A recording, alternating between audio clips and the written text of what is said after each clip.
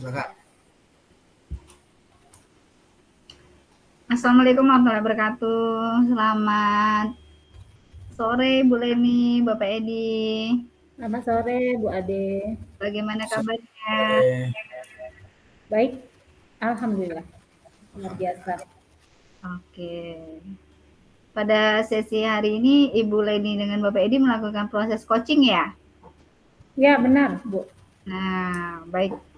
Yang coachnya Ibu Leni ya, coachnya Ya. Bapak Edi. Ya, Pak Edi. Baik Bu Leni, saya ingin menanyakan beberapa pertanyaan sedikit untuk Ibu Leni. Baik Bu. Dalam proses pelaksanaan coaching ini, apa yang membuat Ibu Leni dapat mengembangkan potensi dari proses coaching ini nanti Ibu Leni? Di proses coaching ini saya ingin mengembangkan kompetensi coaching, kehadiran penuh, lalu juga mendengarkan aktif dan memberikan pertanyaan berbobot Bu Ade. Oke, baik, luar biasa sekali Bu Leni. Berarti mendengarkan aktif dengan mengajukan pertanyaan berbobot Bu Leni ya? Ya. Baik, di sesi ini juga prosesnya ingin Ibu Leni amati yang mana Bu Leni? Saya ingin Bu Ade mengamati ketika proses coaching nanti saya dengan Pak Edi itu adalah kehadiran penuh saya di ketika proses coaching dan mendengarkan aktif Bu Ade. Oke, luar biasa. Berarti mendengarkan aktif Bu Leni ya? Ya, dan kehadiran penuh. Saya benar-benar fokus kepada Pak Edi sebagai coach saya. Oke, luar biasa sekali Ibu Leni. Baik, untuk selanjutnya bagaimana penilaian Ibu Leni sendiri terhadap apa yang akan dikembangkan nantinya? Jadi dengan saya hadir penuh pada percakapan coaching ini, saya harapkan nanti saya bisa mendapatkan dari proses mendengarkan secara aktif, saya akan mendapatkan kata kunci dari permasalahan dan penyelesaian yang akan disampaikan, yang akan saya berdayakan coach saya, yaitu Pak Edi. Selanjutnya saya berharap juga sebenarnya nantinya itu saya bisa memberikan pertanyaan berbobot dari hasil kehadiran penuh dan mendengarkan aktif ini Bu Ade.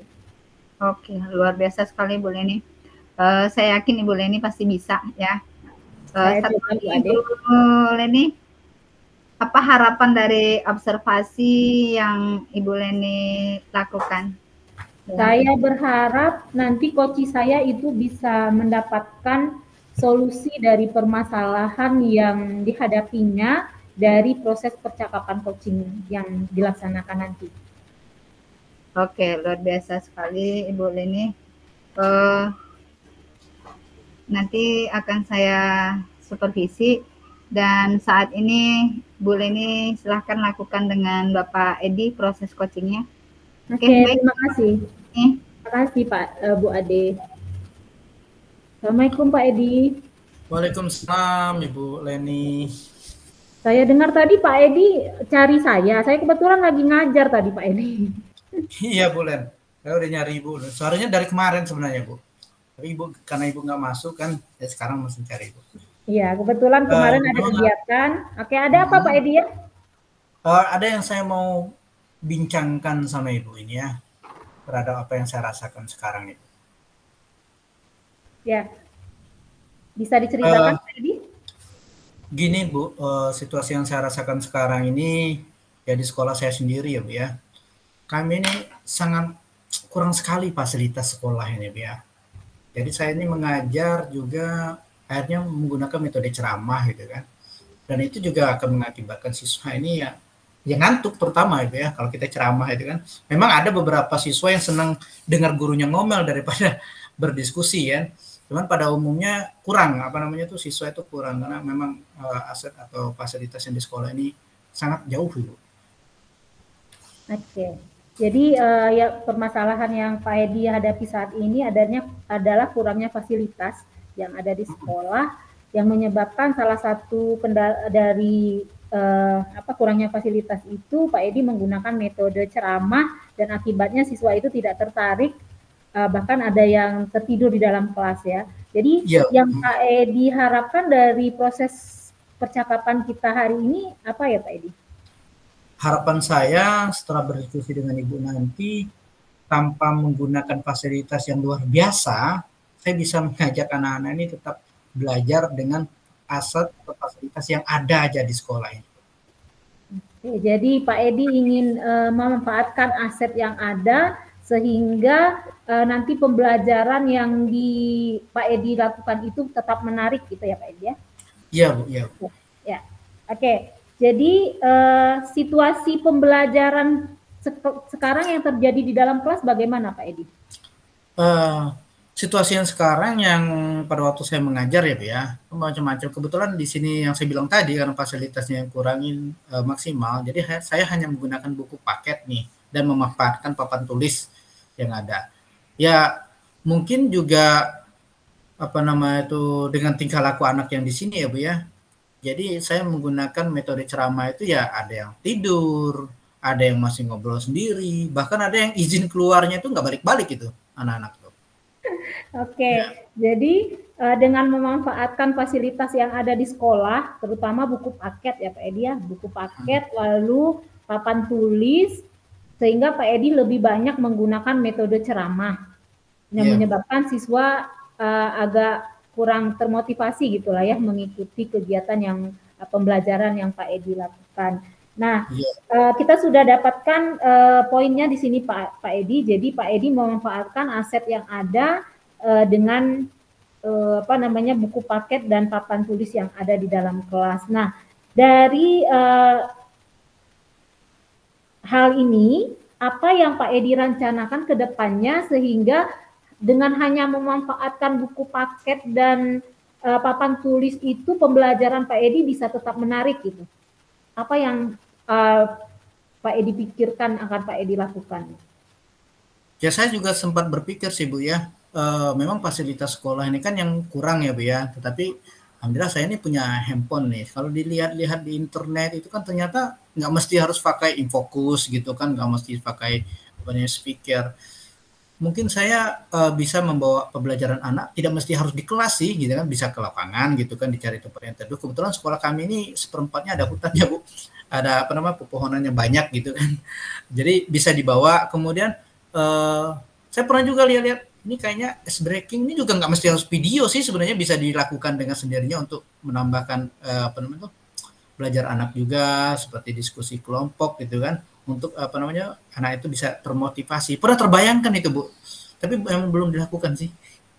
Oke, sudah searching ya Pak ya, sudah searching apa yang praktik baik yang sudah dilakukan oleh guru-guru lain seperti dengan melakukan pembelajaran outdoor atau juga memberikan ice breaking dengan fasilitas yang ada saja, tidak harus menggunakan teknologi gitu. Mungkin itu yang Bapak maksud ya. Iya, nah, dari dua hal tadi Pak mengenai pembelajaran outdoor dan ice breaking, menurut Bapak itu yang paling sesuai untuk diterapkan di sekolah Bapak yang mana ya Pak dari kedua ini? Itu kalau mudah-mudahan nanti ini ya Bu ya, memang dua-duanya sih kolaboratif ya Bu ya. Kolaboratif maksudnya tuh kalau kita di luar kan dengan sendirinya ice breaking berjalan ya Bu ya kalau di luar itu ya. Nanti kalau di dalam biar lebih anak semangat, ini kan dibagikan kelompok dengan ice breaking, bisa jadi anak-anak itu juga ditugaskan membuat ice breaking yang menarik juga antar kelompoknya itu tadi Bu. Karena di sini juga anak-anak di sini agak lumayan unik nih Bu ya. Jadi mereka ini harus lebih banyak yang memotivasinya daripada pembelajarannya gitu Bu. Oke, jadi menurut Pak Edi kedua hal itu bisa dilakukan ya Pak Edi ya. Outdoor bisa dilakukan secara bersamaan dengan ice breaking. Ketika kita membawa siswa keluar, kita juga bisa melakukan ice breaking. Lalu kalaupun di dalam itu kita juga bisa menerapkan ice breaking yang Pak Edi rencanakan itu. Nah, Pak Edi, mohon maaf ini Pak Edi mengampu mata pelajaran apa ya? Saya mengampu pelajaran PPKN Bu, Pendidikan Pancasila. Oke. Jadi karena Pak Edi mengampu pelajaran PKN, untuk materi selanjutnya ini nanti apa yang akan Pak Edi lakukan pada pembelajaran outdoor? Nah, pelajaran outdoor ini, saya baru terpikir juga Bu, karena melihat video-video pembelajaran di internet pada waktu saya pulang ya Bu ya. Ini mau saya outdoor tapi mengunjungi, karena di 10 ya Bu ya, ini mau mengunjungi kantor Pak Camat Bu. Mau mengunjungi kantor Pak Camat, jadi saya bawa anak-anak itu di kantor Camat, kebetulan kantor Camat ini berdekatan di sekolah ini, untuk mendemonstrasikan, mengajukan pertanyaan kepada Pak Camat ini tentang otonomi daerah Bu. Oke, jadi sudah ini ya, Pak Edi bisa melakukan pembelajaran outdoor dengan membawa siswa ke kantor camat yang kebetulan dekat dengan sekolah Pak Edi ya, sehingga tidak memerlukan transportasi untuk mencapai ke sana. Lalu selain mengunjungi kantor camat, ada lagi yang Pak Edi bisa lakukan untuk pembelajaran outdoor ini? Ide-ide Pak Edi? Kami sekarang sebagian itu satu tadi kantor camat ya biar untuk rencananya ke depan mungkin saya mengajak anak-anak kami ini belajar, kebetulan di dekat sekolah ini juga ada sungai mengalir kecil ya, itu juga udah dibersihkan. Aku tengok anak-anak juga buat tempat duduk, pada dasarnya sih bukan untuk belajar sih, buat duduk tapi santai, tapi itu kayaknya bisa saya manfaatkan juga itu untuk belajar nantinya. Oke, jadi ada sungai ya di dekat sekolah Pak Edi? Iya, ada sungai. Apa namanya? Bukan sungai, siapa namanya? Di sini orang bilangnya sungai, kayak sungai tapi seperti siring lah kecil itu kan, mengalir. Anak-anak tuh buat tempat duduk. Ya awalnya sih bukan tempat belajar, tetapi setelah saya lihat itu, ini ada harapan besoknya bisa ke sini juga nih belajarnya nih. Jadi sambil santai-santai ya belajarnya seperti itu. Oke, jadi belajarnya di pinggiran sungai itu Pak Edi ya, terbayang saya adem itu. Pasti ya. Siswa-siswa mungkin bisa dikaitkan juga dengan materi yang akan Pak Edi sampaikan. Lalu selain itu ada lagi ide Pak Edi untuk ice breaking bagaimana? Untuk ice breaking juga ada Bu, seperti sudah itu alhamdulillah sudah ada rencana untuk saya untuk melakukannya itu, namun sekarang belum terlaksana dengan baik ya Bu ya. Kebetulan juga di sini ada guru seni juga yang bisa membantu saya untuk membuat aura di kelas. Kalau di outdoor tadi aman ya Bu ya, kalau di kelas ini mudah-mudahan bisa berjalan juga dengan baik nantinya Bu. Oke, jadi Pak Edi akan berkolaborasi ya dengan guru seni terkait dengan untuk ice breaking ya. Mungkin ada lagi yang akan Pak Edi lakukan untuk menemukan ide-ide ice breaking selain dengan kolaborasi Pak Edi? Ya itu tadi salah satunya kolaboratif dengan guru, kemudian nanti saya cek lagi di YouTube, PMM terutama ya Bu ya, banyak sekali di sana aktivitas itu. Memang saya sendiri sih, saya akui ada beberapa hal yang saya belum yakin untuk melaksanakannya itu. Tapi insya Allah nanti saya akan laksanakan Bu. Oke, jadi Pak Edi selain dengan berkolaborasi dengan guru seni, Pak Edi juga akan melihat praktik baik yang ada di YouTube dan PMM. Nah, apa yang Pak Edi sampaikan tadi bahwa Pak Edi itu kurang yakin. Apa yang akan Pak Edi lakukan untuk mengatasi ketidakyakinan Pak Edi itu? Nah, saya tidak yakin itu sebenarnya itu introspeksi diri saya ya. Saya tidak yakin, saya malas saja untuk melakukan itu dengan maksimal kepada anak gitu kan. Nah, tapi saya untuk antisipasinya saya download itu Bu video, saya downloadkan di HP ya agar saya selalu ingat kan, dan saya buatkan alarm buat buku catatan saya dalam pelajaran bahwa sebelum untuk modul pembelajaran ini akan melaksanakan ice breaking ini gitu. Jadi saya bagi-bagikan dan tidak tiap hari sih, dikasih jarak biar ada antusias anak. Kalau saya masuk itu ada yang ditunggu. Apa kira-kira akan dibawa Pak Edi ini gitu. Gitu Bu. Oke, luar biasa sekali Pak Edi ya. Jadi Pak Edi sudah refleksi diri bahwa ketidakyakinan Pak Edi tadi itu sebenarnya proses dari diri sendiri ya, proses dari diri sendiri Pak Edi, dan Pak Edi sudah tahu cara mengatasinya, yaitu dengan mendownload dan membuat alarm. Luar biasa sekali apa yang sudah Pak Edi lakukan. Jadi Pak Edi, kira-kira nih kapan Pak Edi akan melakukan kegiatan yang sudah kita bicarakan tadi, rencana-rencana spesifik kita mengunjungi kantor camat, belajar di sekitar pinggiran sungai, lalu juga Pak Edi dalam membuat ice breaking itu akan berkolaborasi dengan guru seni budaya dan melihat praktik-praktik baik yang ada di YouTube atau PMM. Kapan Pak Edi akan melaksanakan kegiatan-kegiatan? Karena sekarang hari Sabtu ya Bu ya, dan jadwal saya Rabu, Nah, insya Allah masih ada waktu nih saya mengerjakan untuk menyiapkan itu. Jadi Rabu besok itu sudah mulai di kegiatan yang ke sungai dulu nih Bu. Yang ke sungai karena dekat kan, itu bisa ada waktu Senin Selasa saya memproseskan itu untuk mengelompokkan anak-anak persiapan untuk yang dekat sungai. Nah, untuk yang hari Sabtunya dapat paginya lagi bisa ke kantor camat. Oke, luar biasa sekali Pak Edi ya. Jadi rencana-rencana yang sudah Pak Edi lontarkan tadi akan segera Pak Edi lakukan. Mudah-mudahan berjalan dengan baik sehingga dapat mengatasi aset yang menurut Pak Edi tidak maksimal di sekolah, yang tidak ada di sekolah, itu pembelajaran tetap berjalan dengan menarik. Tetap semangat Pak Edi sehingga bisa menuntun siswa berkembang sesuai dengan kodratnya. Terima kasih atas diskusi hari ini. Oke Bu, ya alhamdulillah sekali Bu. Saya bilang terima kasih tadi ya. Saya sudah dari percakapan sama Ibu Leni ini sedikitnya atau sedikit banyaknya saya sudah tahu nih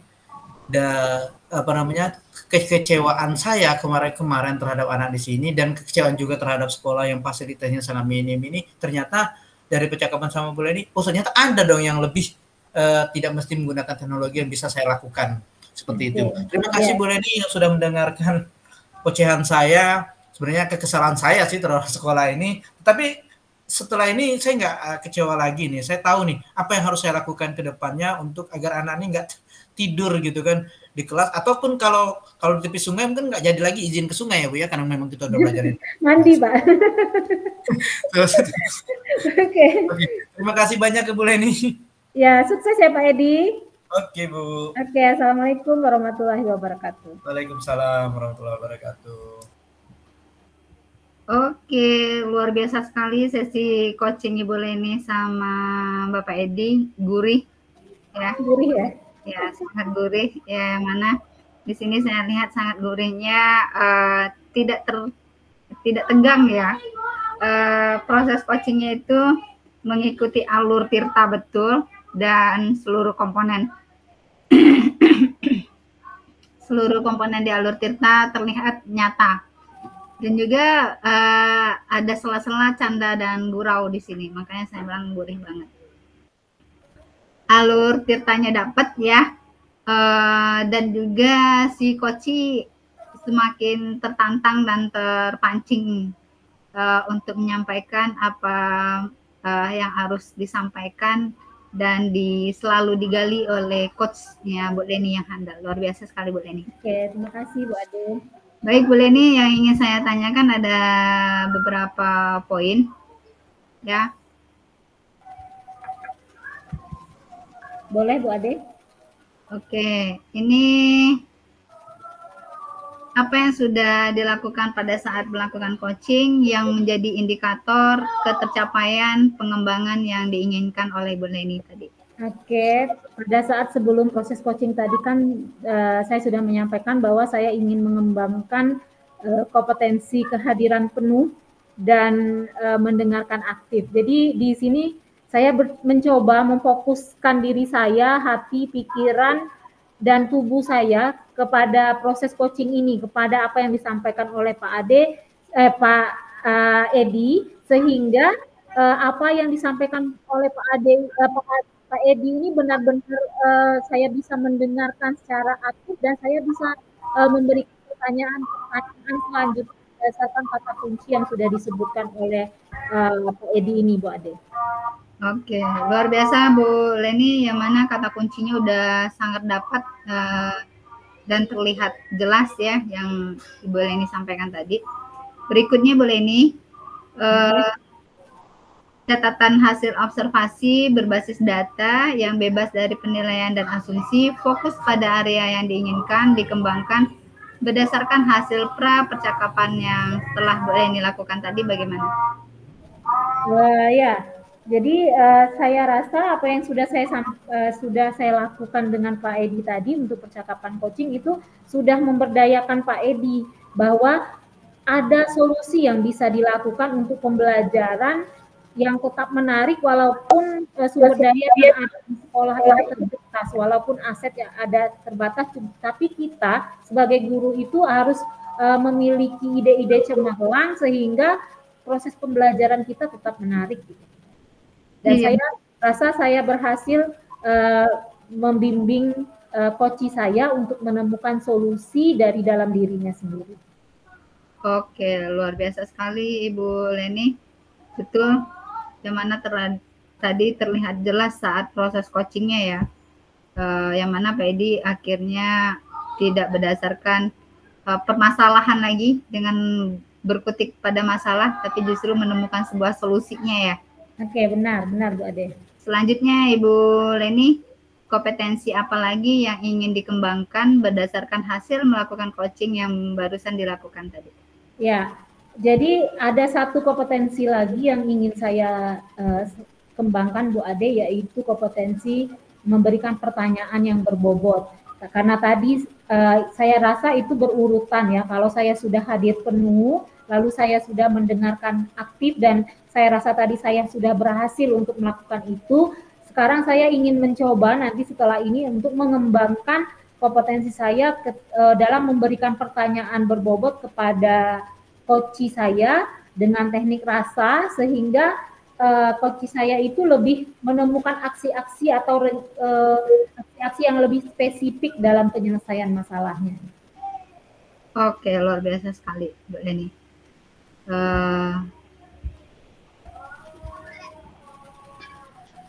Kira-kira Bu Leni dari hasil coaching tadi, menurut Ibu Leni apa yang harus ditingkatkan di performa Ibu Leni melakukan proses coaching tadi? Saya rasa yang harus saya tingkatkan ya memberikan pertanyaan berbobot tadi Bu, karena saya merasakan pertanyaan yang saya berikan itu belum maksimal ya, belum menggali seluruh potensi yang ada pada diri Pak Edi. Itu Bu. Oke. Siapa saja yang menurut Ibu Leni yang bisa membantu Ibu Leni nantinya? Kebetulan saya akan berkolaborasi dengan rekan sejawat yang ada di sekolah Bu. Kebetulan ini ada salah satu guru penggerak, calon guru penggerak sih di sekolah saya. Jadi satu frekuensi, mungkin setelah ini beliau bisa mengamati ketika saya melakukan proses coaching dengan rekan sejawat dan beliau bisa mengamati pertanyaan yang saya berikan kepada coach saya, apakah pertanyaan itu berbobot dan bisa memaksimalkan potensi dari coach saya. Oke, baik. Luar biasa sekali Bu Leni, terima kasih hasil kegiatan coachingnya, yang mana saya juga banyak belajar dari Bu Leni dengan Pak Edi. Saya apresiasi sekali dan aplaus, kasih jempol. Baik, terima kasih Bu Leni dan Pak Edi. Saya juga berterima kasih Bu Ade karena sudah mengamati saya dalam proses coaching dan membimbing saya untuk mengembangkan kompetensi coaching saya sehingga selanjutnya nanti saya bisa menjadi coach yang baik bagi coach saya. Terima kasih Bu Ade. Oke, baik. Terima kasih Bu Leni, Pak Edi. Ya, Assalamualaikum. Waalaikumsalam.